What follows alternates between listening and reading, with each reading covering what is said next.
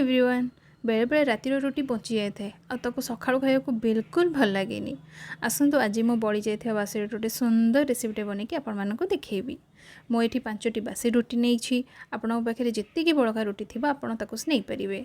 प्रथमे गोटे रुटी को एपरी रोल करदे छुरी साहाय्य एपरी पतला पतला काटिदबा। आपण पाखे जदि सीजर अच्छी आपको भी यूज करें। आम सब रुटी को एमती नूडल्स सेप काटिदेला से अल्प तेल पकई मिक्स करदबा। तेल पकेवा द्वारा रुटी मॉइस्ट होकर रहे ड्राए ड्राए लगेनि। या आम ए साइड रखीदबा।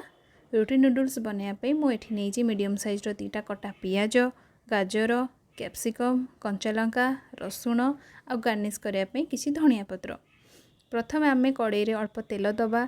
तेलटी ताती गला आम से 2 चम्मच जीरा दबा। जीरा फुटीगला आम से काटी रखी रसुण लंका आउ पियाज पकई ताकू जारिबा।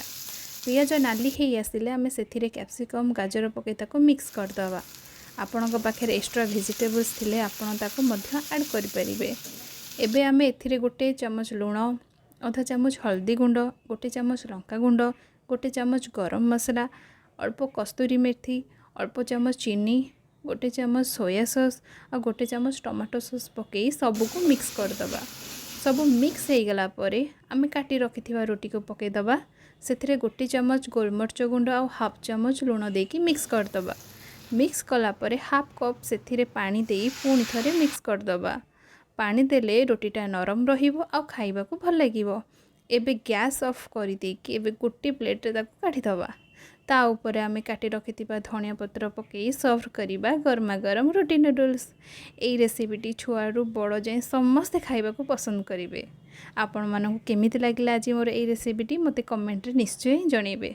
जदि आपण मानकु मो रेसिपीटी भल लागिथिबो तेबे please please please like share and subscribe करने को भूलिबेनी।